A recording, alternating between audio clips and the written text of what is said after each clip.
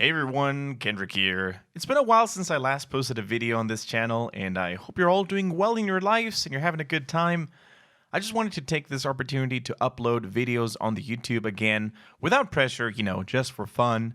Starting off today, I'm going to upload not just Heroes of a Storm related videos, although there will be some Heroes content of course, because I still like and play the game, but also other content of games I enjoy. For example, Warcraft 3 and Warcraft 3 Reforged in particular, as I've always loved the game and I continue to do so, and I think Warcraft 3 Reforged is going to be one hell of a sensational adventure. I hope you guys are going to enjoy the videos to come, enjoy the upcoming replay cast, and as always, thank you very much for watching. See you around. So, Sidey versus Bizzarre, Echo Owls, let's go. Sidey, of course, playing the Undead. Bizzarre playing the Orc, and that's great actually because we can switch to observer cameras, which is always a special treat because you basically have double vision, you can click stuff around, it's pretty good. So yeah, we have Sidey, the Undead player from France, on the right hand side, spawning on Echo Isles, and his opponent in this game, which was praised, by the way, quite a lot by many people out there as one of the craziest games, one of the best games they've seen in a long time. We've got Bizzarre from UMAT, and he's going to represent the Orcish Horde. On the top left here in Echo Isles, Undead Craig Gassam, absolutely. Undead, by the way, also for those of you who didn't know, my favorite race. It's the race I've been playing the most. It was funny when I originally started playing Warcraft 3 in my innocent teen years. I think I was like 14 years old, 13 years old when I started playing the game with Reign of Chaos. I, as, an Alliance fanboy, as someone who always likes to play Knights and Paladins and stuff like that in role-playing games, I, of course, had to go for Human. At some point, though, I realized, hey, Human is not really for me. Human is like, there's so much stuff you need to do, very micro-intense, especially with militia creeping and fast expanding and stuff like that, so I decided to switch races. I tried out the Orcs. Nah, I don't really like the Horde. I tried out Night Elves. That was fine. But man, when I played the Undead, that was exactly my jam. Although I never thought I would say that because I hated the Undeads in the campaign, single players. But I liked the hero nuking style. I liked the very micro-intense early game stage where you have to take care of your Fiends, which, by the way, Sidey is also going for, of course. Fiend build against Orc is basically the standard. I think if you wanted to go ghouls, then Orc might be the worst race actually to do that, of course, because you have a lot of damage early game, regardless of which hero the Orc player chooses, whether it's a Farseer, whether it's a Blade Master. And then Grunts, of course, are basically as tanky as 4 ghouls probably in terms of value, so no bueno if you go ghouls against Orcs. I can't even remember seeing a ghoul game. Maybe with a fast expansion, like you go Dreadlord and ghouls or something, and you try to keep the Blade Master at bay this way, but, ever since the beginning of time recording in Warcraft 3, it's been Death Knight and Fiends. We see a nice creep pull here, by the way, on Echo Isles. You can do that. You can do that on several maps where there's, a creep camp nearby your base. You can already start creeping this, baiting them over.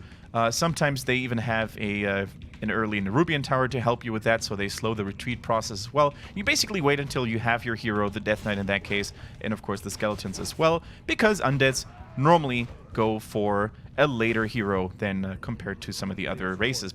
Of course, there are also fast hero builds with Undead. If you want to harass with some Skeletons, against Night Elf, for example, you can cancel early expansion this way quite nicely.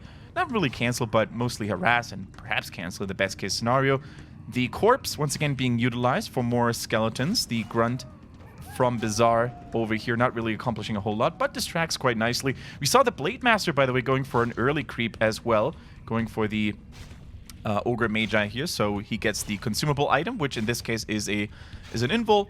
Really nice against Undead. Dodges the coil, actually, and wait a minute. What do my eyes behold? We have an Acolyte rushing over next to the Undead army. Do we have a skull? Yes, we do have a skull, so that is going to be a tower ziggurat rush, and let me tell you guys, this is crazy. This is super good. The Blade Master already being forced to use the invul, almost getting surrounded here. A coil to keep the ziggurat and the Acolyte safe and sound. But now, let me tell you this. The Ziggurat positioning very greedy, very close to the Orc base, so the Burrow probably would have also been able to shoot at the Blade Master, already using his superior early game damage to cancel that sucker as well. And here, 3 Fiends, that is danger zone right there, because the Orc Burrows, of course, without the fortification upgrade, have heavy armor. Heavy armor against piercing damage is not all that resilient. And we see 3 Ziggurats going down. What the hell? Okay. Normally, we're not used to seeing that a whole bunch from the Undeads because they have to have this corrupted ground on the floor, on the ground. But now, this is so much distraction. As you can see here, the Blade Master and the Grunts, they're forced to attack the upcoming towers. And at this point, Saidi doesn't even have to finish all those towers, all those potential Nerubian towers, or maybe even Spirit towers, because they're serving as a distraction. One Grunt is about to fall here. The Death Knight says hello, swings his mighty Frostmourne sword at that innocent Orc body. And guess what? He still has a charge of Rod of Necromancy, so 2 more Skellies coming into the fray. Does he have enough mana for a coil? Yes, he does. Easy save. And now the Grunt, guess what? Another Grunt is probably going to bite the dust here because surrounds are pretty good. Saves the Red Fiend as well. Lovely. Absolutely wonderful. And, you know, with all that pressure, the Undead player is in a really good spot. Needs to save that Fiend, though. Impeccable micro up to this point. Doesn't have another coil, unfortunately, here, the Death Knight, but that is level 2 for both heroes. Critical Strike is now live. That is going to be very important for that Orc player because ever since the recent changes on 1.31, we have stronger crits back in the mix. Tries to go for the Hurt Fiend. A little bit of a micromanagement failure here by the Undead player. Could have probably saved that a little bit earlier while the Orc was still busy hitting the Ziggurats in production. And yeah, I think the idea here from Saidi is pretty solid. The fact that no tower has gone down yet, though, speaks for Bizzarre as well. He's defending this pretty okay. But once the first tower goes down, in this case, I would probably say it's 1 Nerubian and 1 Spirit Tower if both of those finish. That's where things are starting to get really dicey. Does he have a War Mill? Yes, he does. So Bizzarre, if he doesn't lose his barracks, as you can see already, the first Demolishers are coming in. So those are catapults that are really good. They outrange the towers. They deal siege damage as well, so they help immensely keeping the Orc player safe and sound. While this first Demolisher is up now, let's actually take a quick look into the Undead base. He's still tier 1. He's fully committed to this. No tech coming after this, alright? Good. First Ziggurat has finished. 2 more Acolytes have joined the fray as well, so they can repair those buildings when they get shot from the Demolishers, which I'm pretty sure Saidi is going to do here now as well. The Nerubian Tower, though, in a really nice position. Look at how much ground it covers all across the board. Peons, Blade Masters, and maybe even Demolishers, if they're not microed well, are now going to get slowed. Now, we also see that Saidi was able to save quite a lot of mana, which is nice. You got to be conservative on the mana, especially with Undead heroes sometimes, because mana is of the importance. Oh no! The next Demolisher comes out and is immediately surrounded. The spawning point location was not chosen very wisely here, and that is a little bit of a problem here right now, because Demolishers are right now basically gone. The one that he had from before is safely hidden behind the tower. And here's something cool that he's trying to do right now. Bizzarre is trying to create additional building space in the back side of his base, because the front side, as you can see, that is still in the Undead's hand. And also look at that unholy ground everywhere. That means more health regeneration, of course, for units and heroes alike. It's not much, but it really accumulates over the course of time. We're going to up the in-game sound here a little bit for you guys. If it's at any point too loud or too quiet, let me know, please. Okay, it might be better now. If it's too loud now, please let me know, Twitch chat. Much appreciated. Okay. So, what is the most important thing to do now for the Undead player? In my opinion, he should absolutely target the barracks, because without a barracks, that means there's no more Demolishers being produced. And I think Bizzarre knows exactly that, so he's building a second replacement substitute barracks so he can continue production. Might need some more grunts later on, but first of all, he needs to focus on those Demolishers. As you can see, 1 Demolisher is not enough. The damage is just barely not enough against 2 Acolytes for repairing like crazy. In the meantime, we also have an increased Fiend counter. The Blade Master's trying to intercept new units that are being rallied over. And now, ladies and gentlemen, we've got the tier 2 tech coming in from Saidi. So what is he going to follow up on? Maybe he's building some meat wagons to basically counter siege and maybe counter throw something with equal range onto the Demolishers. Maybe we're going to see statues, of course. Ongoing sustain, mana replenishment, very, very important. But I like what Bizzarre is doing. He's saying, you know what? 1 Spirit Tower, that's not really that threatening. And you know what we're going to do in order to keep you at bay so I can get my tech going, so I can get my buildings up again? We're going to build towers with fortified armor. That is really good. We have building armor, basically super good against all sorts of damage, except for siege, which the undead doesn't really have any right now.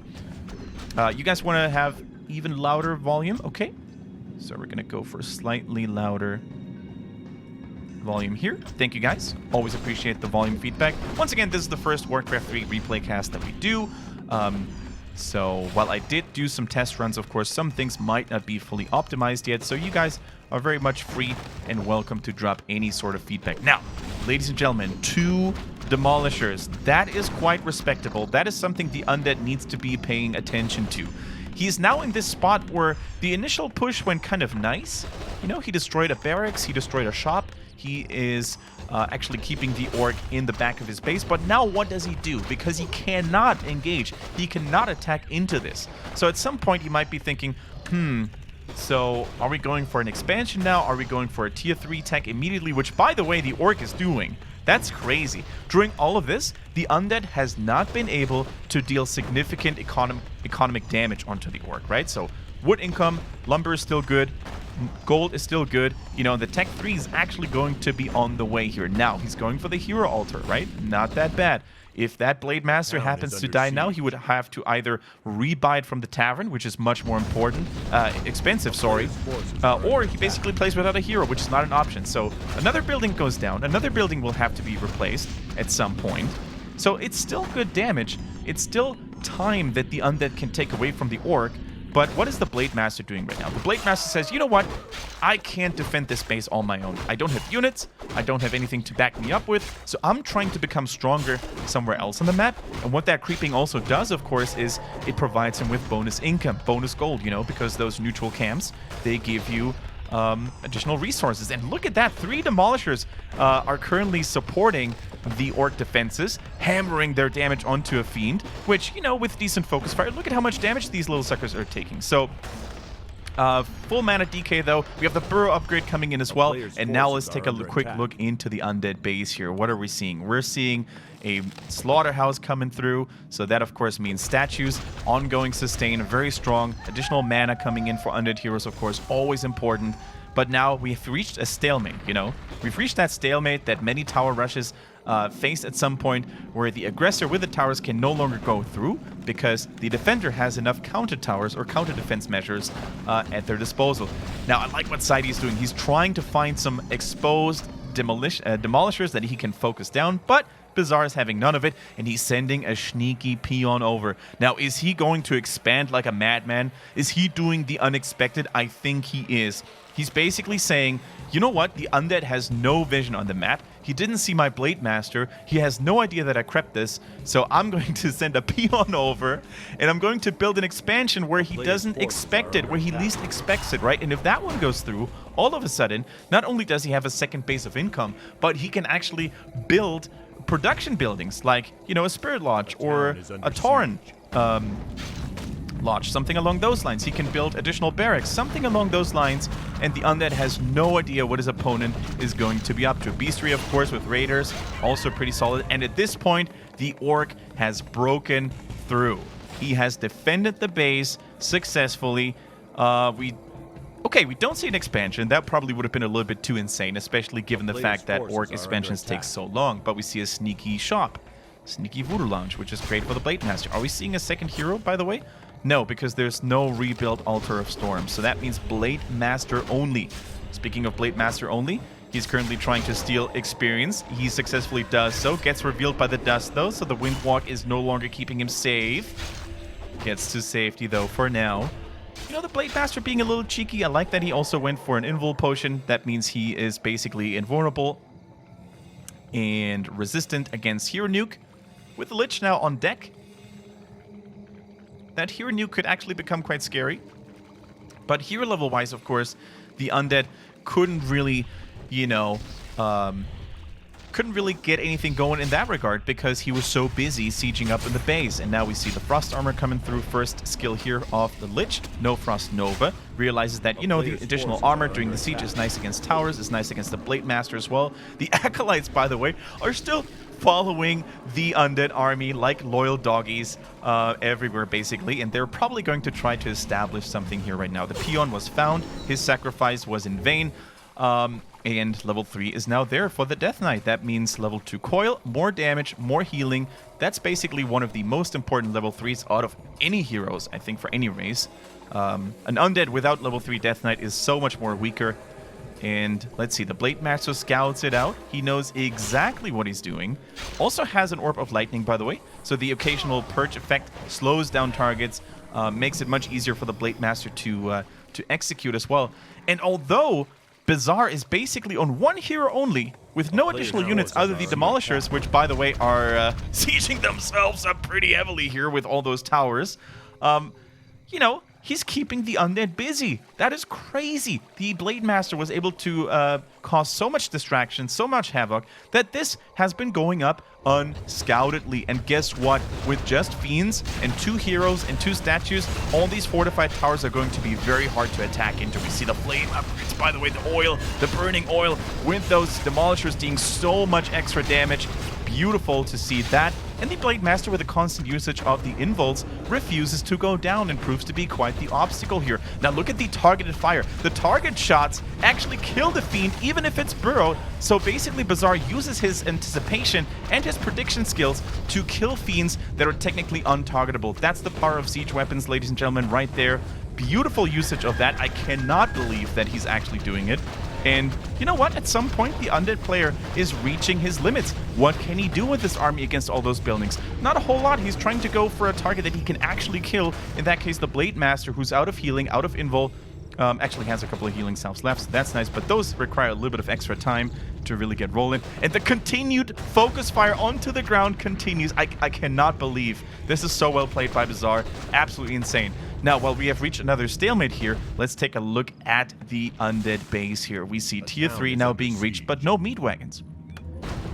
At this point, with enough Fiends to support a push, I guess meat wagons would have been really nice. So you actually have something that is equal range to the Demolishers, can take care of the towers, and you basically force the Orc into the defense again. Because right now, believe it or not, the Orc is actually aggressing quite nicely. The tiny Great Hall, by the way, being finished almost. It finishes, 3 peons are immediately taking care of it, and all of a sudden, the Fiend damage might not be enough. Lich, being distracted, cannot attack and support this push, and it barely survives. The Great Hall, you madman Bizzarre, the right hero focus at the right time, even kills a Fiend to top it off, the icing on the cake, and almost a level 4 Blade Master. Ladies and gentlemen, this is insane. I cannot believe that not only did he expand here with that foothold, with that armada of towers, but he also saved the tiny Great Hall that was building just when it was about to fall. So, the Undead wiping a couple of sweat drops off his forehead right now because it looked so good in the beginning, but now the Orc all of a sudden is turning it around quite nicely. And oh, look at the Orc base. 1 bestiary, 2 bestiaries, and he's already developing the liquid fire. And what that does, for those of you who don't know, that upgrades the Bat Riders quite nicely, so they can siege up, they can deal extra damage to buildings, and here comes the clue, here comes the twist. Enemies cannot repair those buildings as long as they keep being attacked by those Bat Riders with that upgrade. So he's probably going to try to go for some sneaky harassment onto the gold mine, onto some ziggurats, maybe the expansion as well. This is going to be a very hard thing to deal with for Saidi if he hasn't developed or hasn't researched web, which I think he has probably. We didn't catch it, but it's such a cheap upgrade. You know, it happens so fast, he shouldn't normally have it, unless, of course, he doesn't expect it. You know, if he's not expecting any air units, then he might be in trouble. The first meat wagon now in the fray, I think he should have built those way sooner. The Blade Master double crit, 3 strikes, and down goes the meat wagon. This is an absolute psychopath. This Blade Master, constantly being helped with an invul potion, is absolutely uncounterable. He's going for those snipes, he gets the crits, and he deals damage to the Undead army wherever he can. He's already level 4 and on the way to level 5, where he's probably going to go for level 3 crit. That's what a lot of people are doing these days because crits are so good in 1.31. All right, so let's see. Still 3 Demolishers. Those are not actually used aggressively. They're just there as additional defenses. See a Shade coming in. Shade very useful, of course, for any Undead army, especially when you play against those Blade Masters, those invisible units or heroes that continue to cause you a little bit of a headache.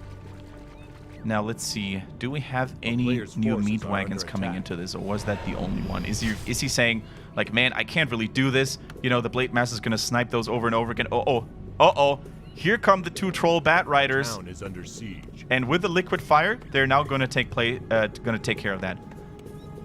But Saidi, being the good undead player he is, he immediately spots it, and he's currently trying to make spirit towers. He's trying to make spirit towers and Nerubian towers to keep those flying fiends away from his base. But already 3 of them taking care of Ziggurat. That thing is dead. The 4th one joining the fray now as well. That thing is dead. Not enough damage onto those flying baddies. So these bad boys are going to kill that Ziggurat, right?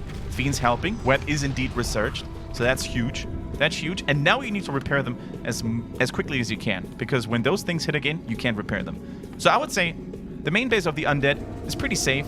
Maybe he can squeeze in another Ziggurat here and immediately upgrade it. I also like what Zaidi is doing here as well. He's keeping 2 fiends in the base at all times. Because that means we have additional anti-air defenses. So that's huge. Really well done in my opinion. The ghouls could probably also take care of the trees over here, hack them down, so you can maneuver the fiends a little bit more into the back of your base. The Shade is checking out the base of the Orc. We currently see envenomed spears, so this could be a full air army now. Full air army composition for the Orc with Wind Riders, Bat Riders. I mean, we might have to see double Crypt Fiend production against this, right? Also a Shade here. Good safety measure against the Blade Master, who's getting dangerously close to high levels, by the way. You can creep all the way up till 5. There's still some creep spots left here in the corner. Could probably use the Demolishers to help creeping that as well. The middle actually still hasn't been fully crept either. Because both players don't have the time to creep. There's so much pressure and counter pressure going on that creeping sometimes might not even be possible, because you're always going to have to worry that the Bat Riders are backdooring you, you know, or the Demolishers are being delivered or something. Here goes the Blade Master again. The Shade is still there. Fully guarded expansion here with Nerubian Tower to slow down the Blade Master. 2 Spirit Towers as well, but, you know, the Blade Master, being the agility hero that he is, has decent armor and doesn't really care too much about this. Oh, here comes the Teleport Staff coming in from Saidi. Tries to perhaps save some Acolytes with Death Coils or apply additional pressure onto the Blade Master himself. But look at those Bat Riders, man. Completely uncontested. We don't see a TP. We see a Telestaff on his side as well. You know, he can gladly trade those Bat Riders if he just continues to deal damage. Bat Riders, especially if you're in 2 bases, they don't really cost a whole lot. The Liquid Fire, of course, continues to tick for a couple of seconds, even after the Bat Riders have fallen. But the Bat Riders might be a distraction, to be honest. They might just be a little bit of a distraction for the main tech to be switched here. We see some peons getting killed for additional supply, of course. Don't want to cross the heavy supply, the high supply, if you can, like, absolutely avoid it, you know. A player's forces are under attack. Demolishers are still guarding, still on duty. But they're going to help now, as we said earlier, with that creep here in the bottom left corner. But the Undead knows. Saidi knows, and this could be a vicious one. We don't have anything on this Shadow Hunter. Shadow Hunter's dead, basically, at this point. Unless we have a TP being transferred. Nope. In that case, there's nothing you can do. But it's a level 1 hero, so it'll be back in no time. But we have a TC now, 3rd hero, joining the fray as well. Didn't go for Aura, did go for Stomp. Additional stuns happening. This one was a complete airball. Missing, unfortunately. So what do we see here? The Undead is not really producing a whole lot more units. He's probably also trying to go for a tech switch. The player's forces are under attack. And a tech switch, we see indeed. A Boneyard coming in. Second Necropolis to create additional distance. And also, of course... wait, is the Undead low on lumber? Low on lumber, guys. He's going to have to save the lumber for the... Wait a minute. Oh! The death coil happening just when we were switching over, because there was a little bit of a blob on the minimap happening. And the Blade Master is dead. The Shed Hunter is dead. Another coil. Make it a triple, baby. And that Death Knight is on a killing spree. That is crucial. Oh my goodness. We almost missed that, ladies and gentlemen.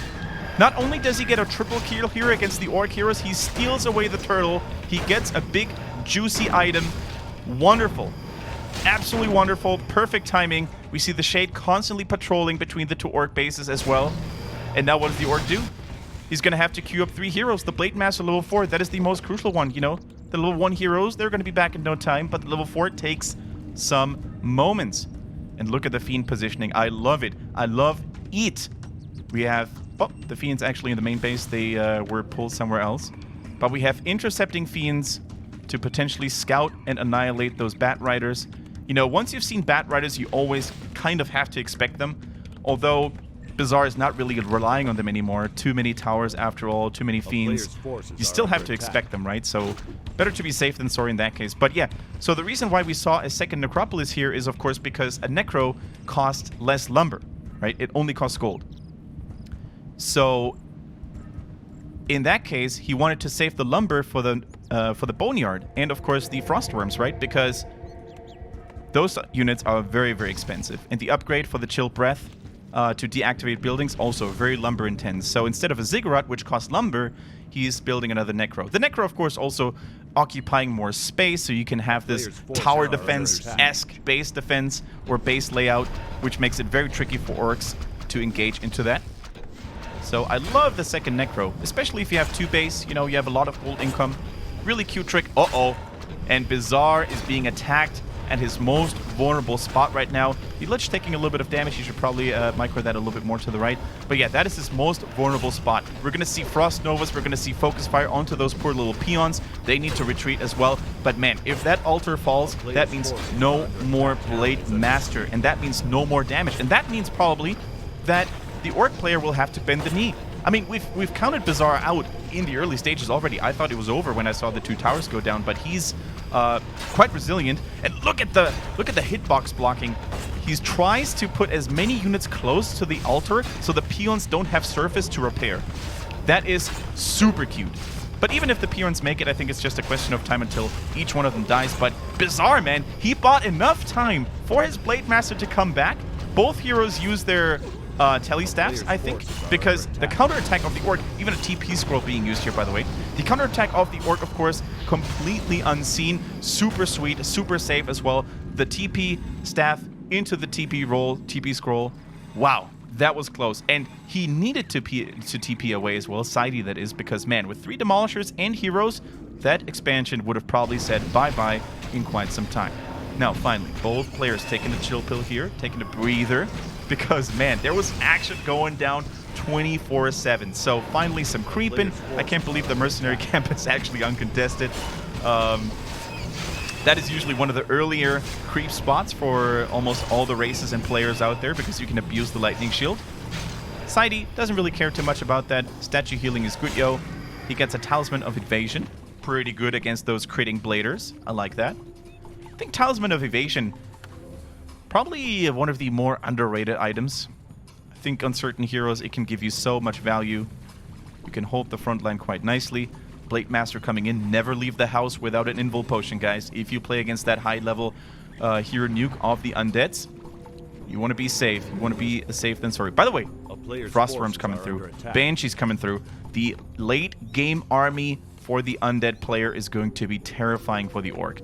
Not only will these Frostworms be able to deactivate buildings, but their damage is second to none. It's the strongest unit in the game in terms of raw damage. Not always the most cost-efficient one, but if you have a critical mass of 3-4 Frostworms, man, you're gonna nuke everything down. Especially with, of course, the heroes and the armor reduction. You're slowing your targets down as well. This is very, very scary. And right now, what can the Orc do to contest that? Not a whole lot. We even see a third hero coming through. The Dreadlord, a little bit of sleeping going on onto the Blade Master or the Torn, so he can't use his Stomp. Very good. Pretty solid. Did he have to go for a third hero? Not necessarily, but it definitely doesn't hurt to make one. That's for sure. Could also go for Carrion Swarm, by the way. What is he doing? Let me scout. Let me cheat on my overlay. No, it's sleep. There we go. Carrion Swarm, you know, if you're expecting a lot of air, maybe can sometimes save your day as well. Speaking of which, we have no more air units, and we have 1,700 gold in the bank for the Orc player. What units is he going to buy right now? Not really anything. What is he saving the gold for? Master Casters. A player's forces are under Witch attack. Doctor Master Training and some Shamans coming through. Wind Riders. Did he, by the way, did Bizzarre scout the Boneyard? He did not. He does not know what's coming. He doesn't know, chat. He does not know. So he's completely unaware that there is a mighty army of frostworms coming his way soon. The freezing breath coming in now. That means buildings are going to be deactivated whenever these attacks hits. And man, that's a 2-1 upgraded frostworm. That's scary. Some banshees as well, you know. Very underrated casters in my opinion. Banshees can cast Curse. Curse against Blade Master with crits. Astoundingly good. Super good. Combine that with some defensive items like a Talisman of Evasion. And that Blade Master, if he ever wants to go on a focus fire spree against the Death Knight, is going to have a really, really tough time. So the Undead army is looking so vastly superior to the Orc, who still needs some time. You know, he needs more time to get the critical mass of anti-air units going. And at this point, the Blade Master's like, uh-oh, I not only stuck into a bee's nest, I'm getting surrounded and I see those frostworms coming through. Is he going... Oh my goodness, is Saidi going to do it? The full army body block almost happening here. Because you can still body block units when they're invulnerable. You can escape a lot of stuff when you're invulnerable, but body blocks you can't. Unless you have a wind walk. In that case, you're pretty safe, right?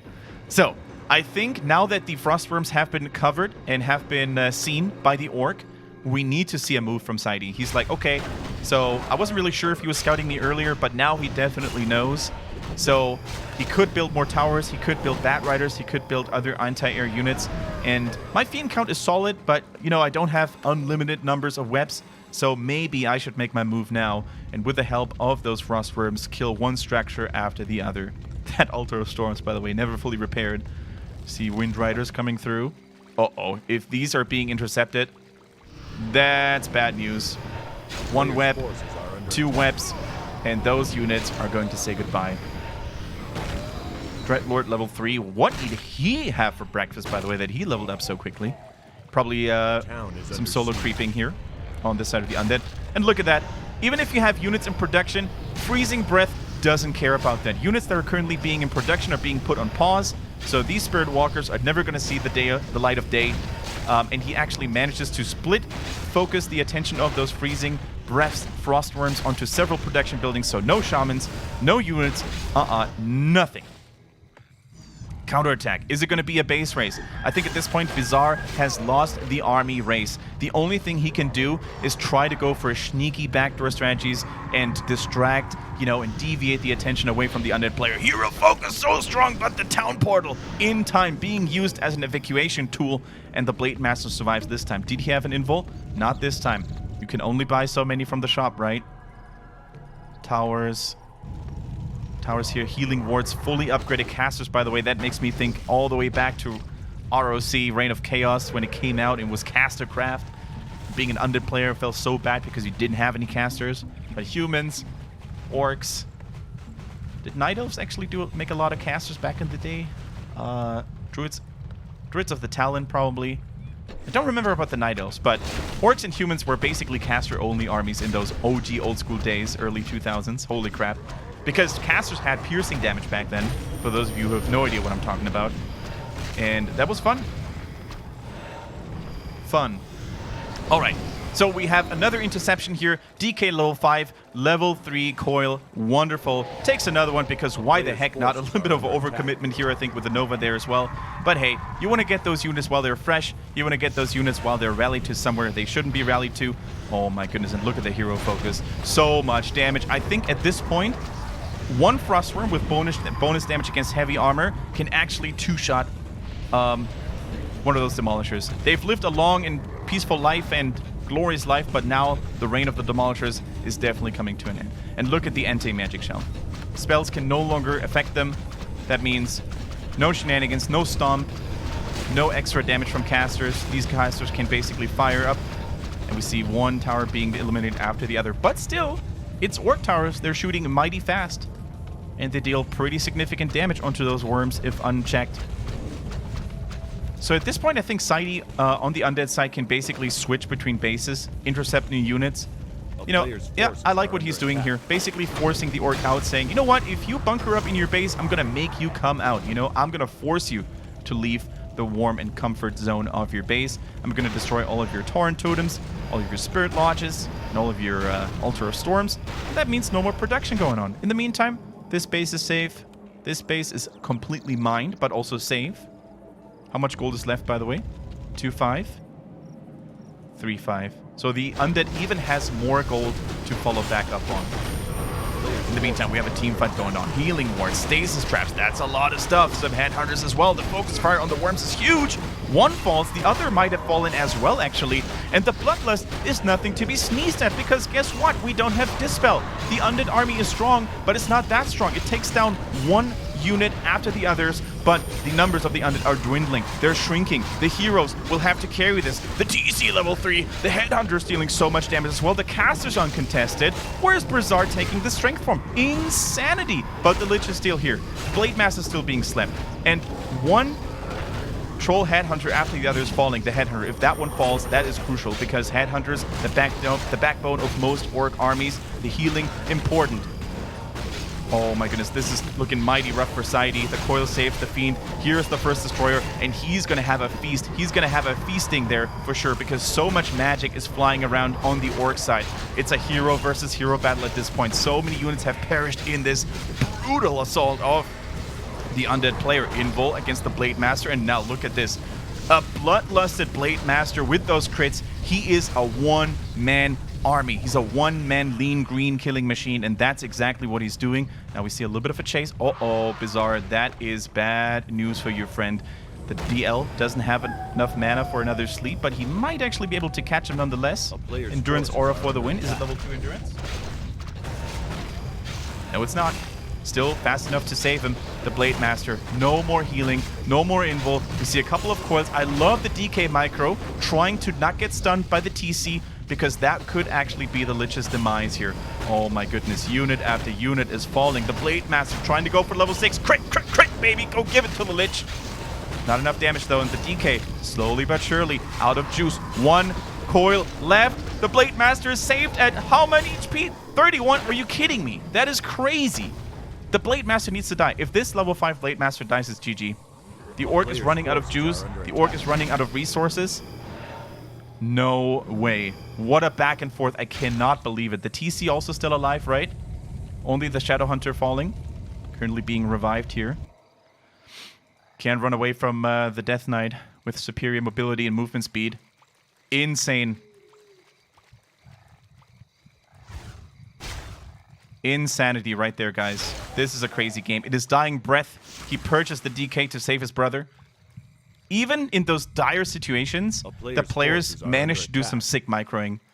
That's what sets them apart from, you know, good players, because those guys are very, very good players. Super sick. So what do we have? More destroyers coming in. I like that, because the Bloodlust and the Stasis Traps and the Healing Wards, they almost decided the game, in my opinion. Almost. It's still even. It's still anyone's game, basically. But we have superior vision coming in from Saidi. If I had to choose one player that's slightly looking stronger, I probably would say the Undead. Simply because of how much damage he's dealt, and simply because of how much more value he's going to get from his heroes.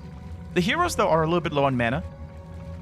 So there's statues over here. I would probably take some minutes to fill back my Lich, to fill back my Death Knight. Full inventory. He can't buy scrolls. He can't buy invul potions. Invul potions could be a lifesaver, even for undeads, especially when your mana is low. Healing scrolls as well. There's no dispel on the Orc side except for a single target purchase, so maybe a protection scroll might also be nice. We see a first Necro coming in here, by the way, adept training. So cripple is now a thing. Cripple against the Blade Master slows his attack speed and slows down his movement speed significantly. Can be purged by the shamans, but it's going to take additional micro. So you can't always expect the enemy to be super fast with all the counters. So I like that. Only building 1-2. The Shade sees this Sentry Ward. Huge. Now we have a green camp left. Every gold piece matters at this point for the Orc player, because he's about to run dry. Here goes the gold mine. Down it goes, ladies and gentlemen. Oh, the production facilities are taking heavy damage. But we also have a couple of towers left, so the Orc has a chance to bunker, has a chance to turtle. Wind Riders, are they the solution? I don't think so, honestly. There's still a respectable count of Fiends. The Undead mine, 700 gold left. Both players are about to go dry. And from then on, it's going to be a deathmatch with no loading function.